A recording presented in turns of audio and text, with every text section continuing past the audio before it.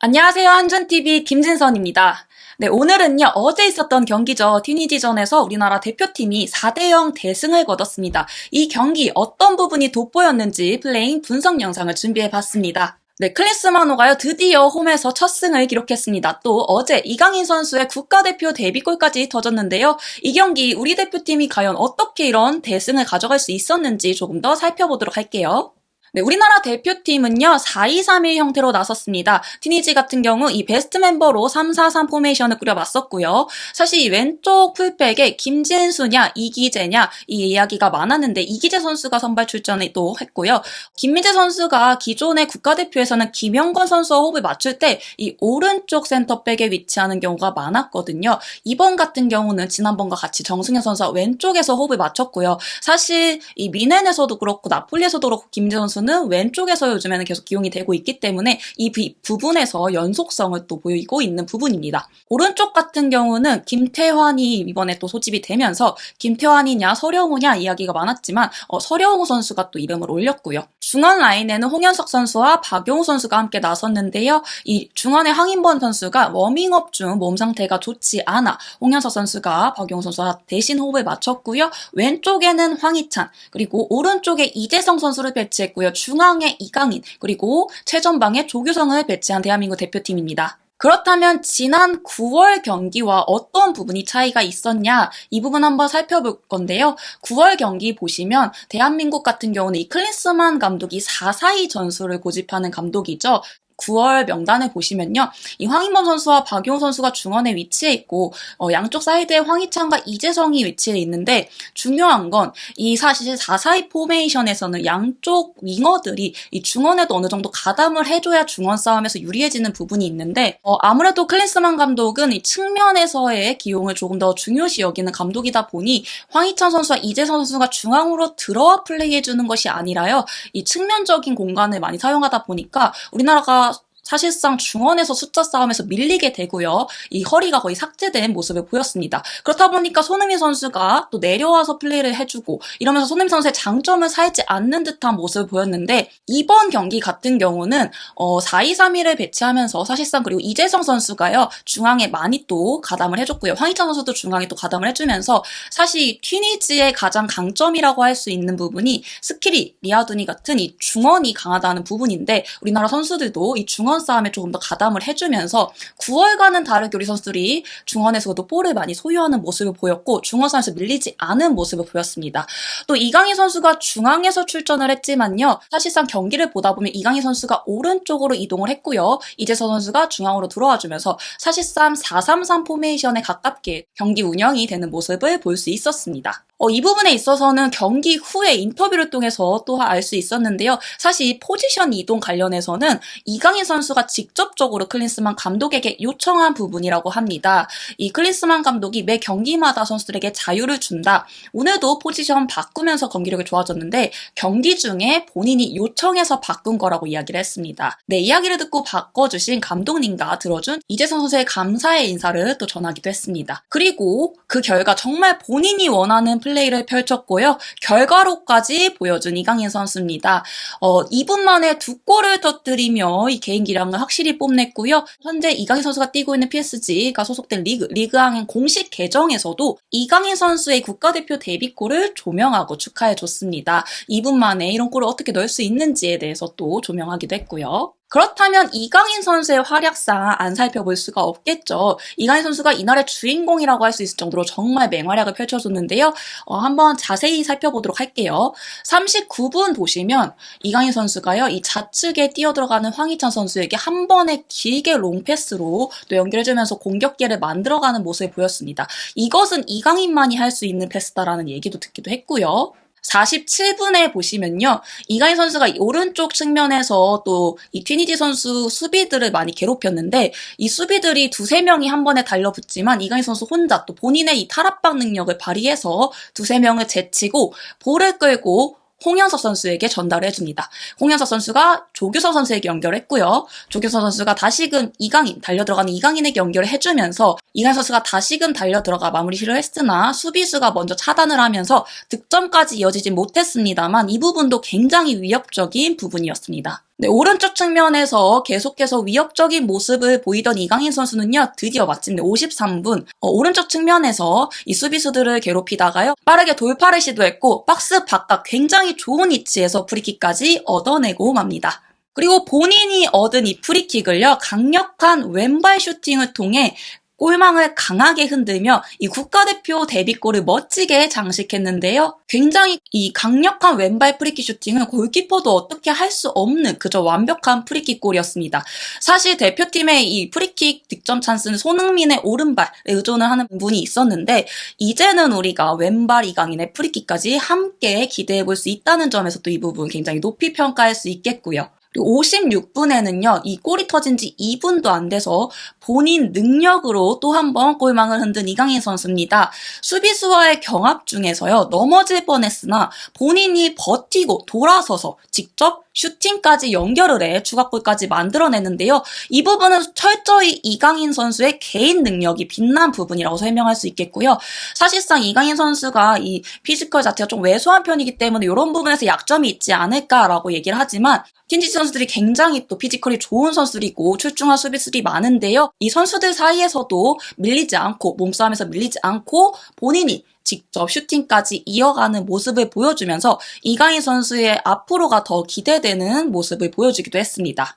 또 66분에는요. 이 오른쪽 측면에서 무려 3인 돌파를 시도했습니다. 측면에서 접고 들어오면서 3명을 돌파를 했고요. 물론 수비수가 걷어내긴 했지만 한 번에 수비 3명을 무너뜨리는 모습까지 보여주며 이 티니지의 수비를 굉장히 당황시키기도 했죠. 이후 이 코너킥 상황에서도 세 번째 골에도 이강인 선수의 활약이 돋보였다고 할 수 있는데 이강인이 올린 요 코너킥 볼을 김민재 선수 헤더를 맞고 메리아를 맞고 굴절대 자책골로 인정이 되긴 했습니다만 사실 이 코너킥에서 이강인의 킥도 돋보였다고 할 수 있죠. 이어 69분에는요, 오른쪽 측면에서 볼을 건네주고 다시 본인이 달려나가서 박스 안쪽으로 한 번에 키패스를 찔러주는데 아쉽게 득점으로 연결되지 못했지만 이 부분도 굉장히 위협적인 모습을 보였다고 할 수 있습니다. 공격에서만 빛났냐? 아닙니다. 결정적인 선방도 하나 보여줬는데요. 83분에 이 박스 안 달려들어가는 티니지 공격수에 이 대한민국 수비진들이 붙었고 김진 선수도 따라 들어갔습니다.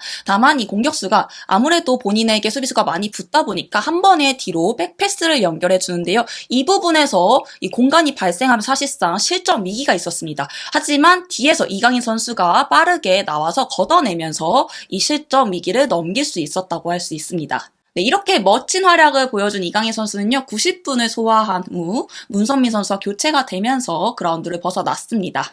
네, 경기 이후 클린스만 감독은요, 이강인 선수에 대해서 PSG가 이강인을 영입한 것만으로도 스스로 증명한 것 같다. 이강인에게 커리어에 새로운 장이 열린 것 같다.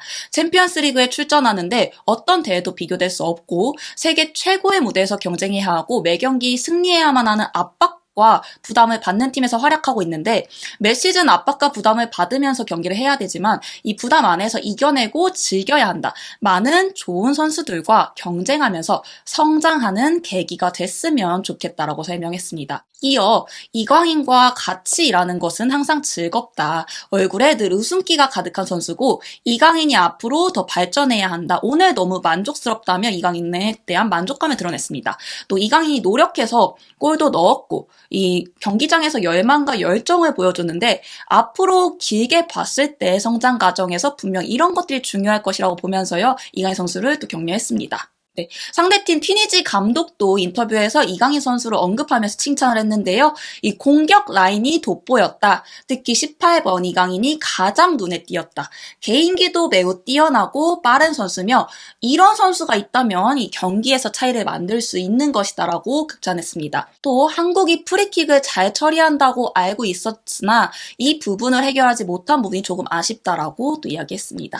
그렇다면 이강인 선수만 빛났냐? 사실 이 공격에 이강인이 있었다면 수비에는 김민재 선수 활약을 빼놓을 수가 없습니다. 김민재 선수가 이날 처음 주장 완장을 차고 나갔습니다. 손흥민 선수를 대신해 캡틴 김민재로 경기에 나섰는데요. 이 영향력까지 빛났다고 할 수 있습니다.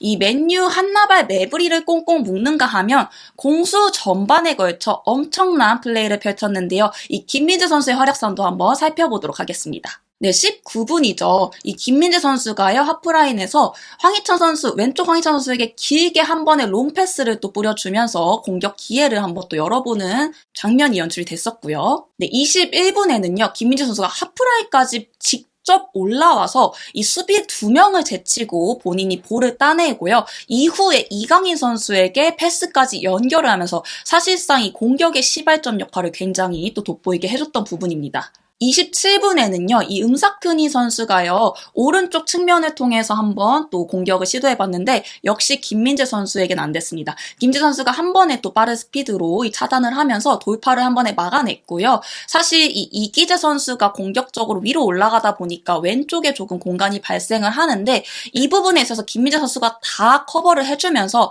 이 무실점 경기를 이뤄낼 수 있었다고 할 수 있겠습니다. 네, 앞서 말씀드린 이 한나발 매브리 선수가 특히 김민재 선수 때문에 굉장히 고통스러워했는데요. 이 경기 내내 한나발 매브리를 꽁꽁 묶어내면서 아무 공격도 하지 못하게끔 막아낸 김민재입니다. 40분에 한나발 매브리가 돌파를 시도하는데 김민재가 빠른 스피드를 살려서 단번에 또 볼을 따내고 가볍게 차단을 하는 모습도 보였고요. 네, 46분 이 위험한 역습 상황에서 김민재 선수의 능력이 한 번 또 빛났습니다. 한나발 매브리가 볼을 가지고 이렇게 올라가려고 하는 상황에서요. 김민재 선수가 빠르게 또 안쪽으로 들어오면서 볼을 따냈고 이후에 따내는 것뿐만 아니라 직접 볼을 끌고 박스 위쪽까지 올라가게 됩니다. 위쪽까지 올라가서요. 이 돌파를 시도한 이후에 왼쪽에 황희찬 선수에게 패스를 건네주면서 또 공격을 만들어가는 과정도 있었고요. 네, 69분에는 이 김민재 선수의 판단 능력이 굉장히 빛났다고 할 수 있는데요. 한나발 매브리가 뛰어가는 상황이었고요. 이 음사크니 선수가 흘러가는 볼을 또 이제 소유하면서 역습 상황을 맞이했습니다. 이때 김민재 선수가 음사크니를 놓치게 될 경우 또 한나발 매브리가 볼을 받아서 갈 경우 실점 위기까지 이어질 수가 있는 부분이었는데 이 김민재는 음사크니가 아닌 달려 들어가는 한나발 매브리를 바라보고요. 이 선수에게 빠르게 다가가 볼을 따내는 모습을 보입니다. 이 김민재의 판단 능력이 돋보였던 부분이고 또 개인 능력으로 볼까지 따내면서 완벽하게 역습을 차단한 상황이라고 할 수 있죠. 또 이 코너킥 플레이에서도 굉장히 빛났습니다. 사실 세 번째 골이 이 김민재 선수가 아닌 상대 선수, 메아리 선수의 자책골로 기록이 됐지만요. 김민재가 만든 이 작품이다라고 설명드릴 수가 있는 게요. 윗장면이 골장면이고 아래장면이 80분에 있었던 코너킥 장면인데 유사한 부분을 볼 수가 있습니다. 이 위에 득점 장면부터 설명을 드리면요. 이강인 선수가 킥을 올렸을 때 김민재 선수가 앞에 침투해 있다가요. 앞으로 나가는 게 아니라 뒤로 물러서서 헤딩을 또 날리게 됩니다. 이 부분은 이미 약속된 플레이였다는 거고 이 부분이 굉장히 잘 준비되어 있다는 부분이라고 할 수 있겠고요. 네, 80분에 또 이와 비슷한 상황이 연출됐는데요. 또 한 번의 코너킥 상황에서 김민재 선수가 앞쪽에 위치했다가 살짝 뒤로 이제 뜨면서 또 헤딩을 해서 아쉽게 빗나가긴 했습니다만 이 또 한 번 세트피스 상황에서의 또 위협적인 모습을 보이기도 했습니다. 이런 점으로 밀어보았을 때 우리가 앞으로 또 아시안컵에서도 김민재의 이 세트피스 득점까지도 기대해 볼 수 있는 부분이겠고요. 이 부분도 굉장히 높이 평가할 수가 있겠죠. 네, 경기 후 김민재 선수는 인터뷰를 통해서 오늘 개인적으로 본인에게 점수를 매긴다면 어떨 것 같냐라는 질문에 또 겸손한 모습을 보였습니다. 저뿐만 아니라 모두가 잘했다. 그래도 무실점했으니 저를 포함한 수비진 모두 높은 점수 받아도 되지 않을까 싶다 얘기했습니다. 그리고 가장 중요한 부분이죠. 많은 분들이 주목하고 있는 부분, 이 사실 혹사 논란, 이제 혹사 우려가 있는 부분인데요. 김민재 선수가 미넨에서 지금 매 경기 이 풀타임을 치르면서 좀 체력적인 부담이 큰 상황이라고 할 수 있겠습니다.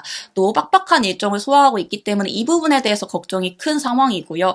이에 대해서 김민재 선수는 모든 선수들이 다 힘들다.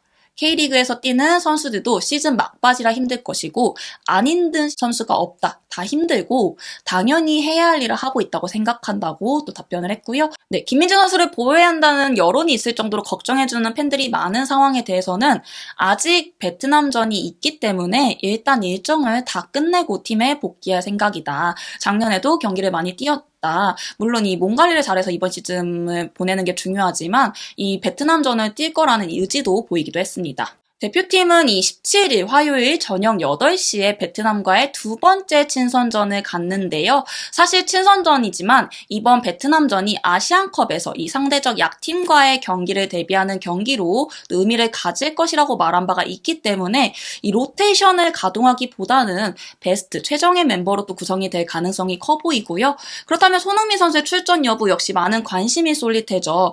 손흥민 선수가 사실 뛴다면 이 튀니지전에서 경기를 소화하고 베트남전에서는 휴식을 주는 게 좋지 않겠느냐 했는데 이 튀니지전에서 아예 휴식을 한 바람에 이 베트남전에서 뛸 가능성이 좀 높아진 상황입니다.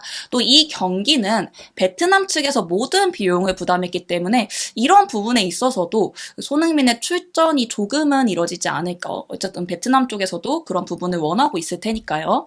실제로 손흥민 선수도 경기 후 인터뷰에서는요. 내가 다른 건 욕심이 없는데 경기 욕심이 많다. 지켜봐야 하나 출전할 수 있다면 최선을 다할 것이라며 이 뛰고 싶은 또 열망을 한번 비치기도 했습니다. 이 손흥민 선수가 출전했을 때 위치는 어떻게 될 것이냐 이 부분도 중요 포인트일 것 같은데요. 기존과 같이 조규성과 투톱으로 나서느냐 아니면 지금 사실 손흥민 선수가요 토트넘에서 공격적인 모습을 보이고 있는 데 있어서는 이 원톱에 위치시켜서 공격을 풀어가는 거에서 굉장히 또 위협적인 모습을 보이고 있는 선수이기 때문에 또 투톱으로 쓸 것이냐 원톱으로 쓸 거냐도 클린스만이 어떤 생각을 가지고 있는지 지켜봐야 될 것으로 보입니다. 물론 이 경기 튀니지전이 승리를 거두긴 했습니다만 전반의 경기력 측면에서 분명 아쉬운 모습이 있었거든요. 우리가 이제 답답한 공격을 좀 전개를 했고 유스팅이 0개를 기록했잖아요. 이같이 조금 답답한 경기력을 보이는 모습이 있었고 사실 이 후반전도 선수 개인 기량으로 만든 경기였다고 할 수 있을 정도로 이강인 선수가 거의 만들어낸 플레이가 많이 나왔죠. 따라서 이 경기만으로 이 클린스만 감독의 능력을 높이 평가할 수는 없는 부분입니다. 확실히. 따라서 조금 더 다양한 공격 루트를 만들어야 될 것이고요. 이 방안을 가지고 나야겠죠.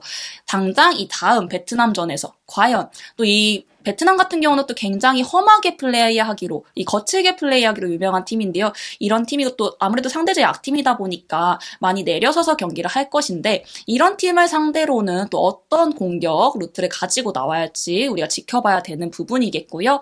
이 17일 베트남전과 관련해서도요. 한준TV에서 계속해서 전달드릴 예정입니다. 따라서 함께해 주시기 바라고요. 영상 시청해 주셔서 감사합니다.